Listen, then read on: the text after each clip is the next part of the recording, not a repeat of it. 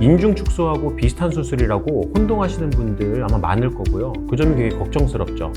사실 코 수술을 할 때 인중 축소를 병행해서 수술하는 것은 상당히 위험한 일이 벌어질 수도 있거든요.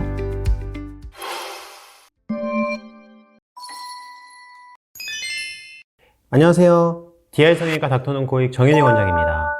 여러분 혹시 인중 코 성형에 대해서 이야기 들으신 게 있나요? 요즘에 인중 코 성형이 뜨고 있다고 이야기 듣고서 좀 놀랐습니다. 인중 코 성형 뭔지 확실히 알고 하시는 건가요?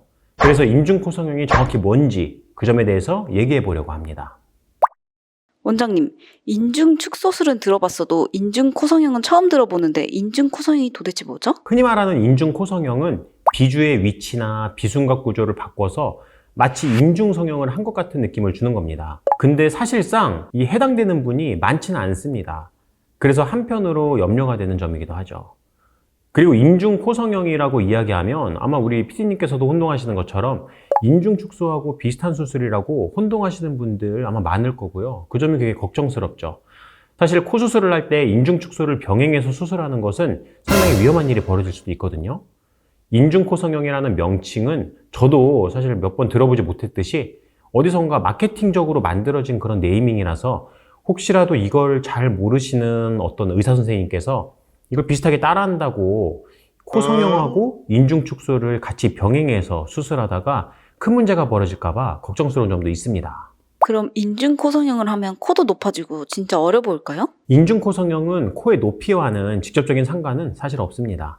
되게 인중 수술을 한다면 인중을 줄이고 싶어 하는 분들이 많기 때문에 대표적으로 인중 축소술을 많이 하시죠. 인중 일부를 잘라내면 오히려 피부 긴장도도 높아져서 코를 높이는데 마이너스 요소가 되겠죠. 그리고 인중 축소는 사실 인중 코 성형과는 관련이 없습니다. 마치 미니 양악 수술이 양악 수술과는 관련이 없는 것처럼 말이죠. 그럼 비주를 내리는 수술을 통해서 인중을 줄어 보이게 만들기도 하는데 이렇게 비주를 내리게 되면 코가 좀 길어지겠죠. 그리고 인중이 줄어드는 만큼 코가 길어지고 상대적으로 콧볼이나 콧구멍은 좀 더 들려 보이는 느낌을 내기 때문에 모양 밸런스 자체가 좋지 않아질 수도 있습니다. 그리고 측면에서 비주를 내리게 되면 코끝의 위치도 콧대 라인을 따라서 함께 내려와야 되기 때문에 코끝은 상대적으로 더 높게 높여줘야겠죠. 아마 이 점 때문에 코가 너무 커 보이는 느낌이 날 수도 있을 거고요. 그리고 이런 이유로 인중 코 성형을 하면 코가 더 높아 보인다 이렇게 이야기를 하는 걸 수도 있겠습니다. 그리고 비순각을 교정하기 위해서 고양이 수술을 하시는 경우에는 코바닥이 높아지게 되면서 오히려 코는 상대적으로 좀 낮아 보이는 느낌을 내고 그 결과 좀 자연스러워 보이는 결과를 얻게 됩니다. 오히려 이 점은 입이 돌출돼 보이는 느낌도 줄이고 전체적으로 밸런스를 향상시키는 결과를 얻게 될 수 있겠네요. 이렇게 인중 코 성형은 전체적으로 얼굴 구조에 따라서 오히려 미적으로는 마이너스가 될 수도 있으니까 이런 비율과 밸런스를 잘 볼 줄 아는 성형외과 의사 선생님과 논의해 봐야겠죠. 원장님, 만약에 이미 인중 축소술을 했는데 코 성형을 하고 싶다. 그럼 어떻게 해야 돼요? 인중 축소 수술을 한 다음에 6개월에서 1년 이상의 충분한 시간이 지났으면 코 성형에도 전혀 상관없습니다. 반대로 코 성형 수술을 이미 했다. 근데 충분한 시간이 지났다. 그러면 마찬가지로 인중 축소 하셔도 상관없습니다. 다만 같이 하는 경우에는 코 성형에서 가해지는 비주의 피부 절개선과 인중 축소에서 가해지는 코 바닥의 피부 절개선 사이에 위치한 피부 조직에 만약 혈류가 안 좋아서 조직 괴사라도 생긴다면 정말 씻을 수 없는 큰 피해를 입게 되십니다. 성형 과정에서 그런 리스크를 감수하실 필요는 절대 없죠. 그래서 두 개를 동시에 하거나 단기간에 하는 것은 절대 비추입니다. 비주 괴사 오신 분들 보면 제가 왜 비추하는지 알게 되실 겁니다. 그렇다면 이미 코 수술을 했는데 인중 축소를 해도 괜찮을까요? 그럼요.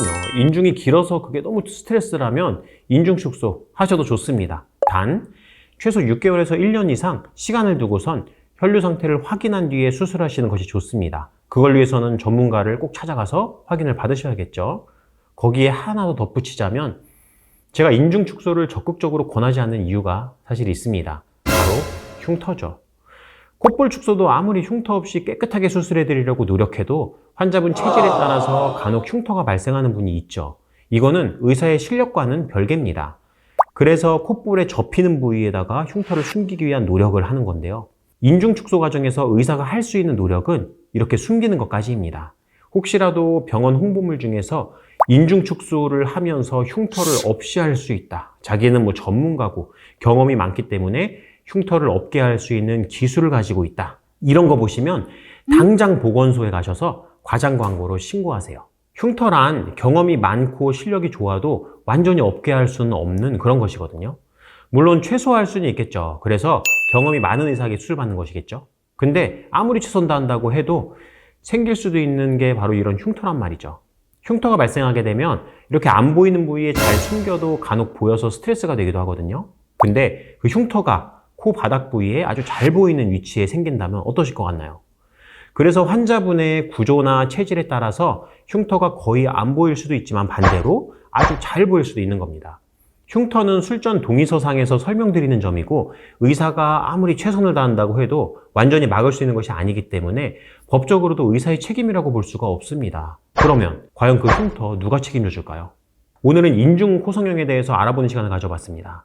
어떻게 궁금증이 풀리셨나요? 혹시라도 인중 코성형을 고민하시는 여러분들, 인중 코성형이 어떤 개념인지 확실히 알고 수술을 선택하시길 권해드리며 그 과정에서 제 영상이 큰 도움이 되었으면 좋겠습니다. 이상 마치겠습니다. DI 성형외과 닥터눈코익 정현희 원장이었습니다. 감사합니다.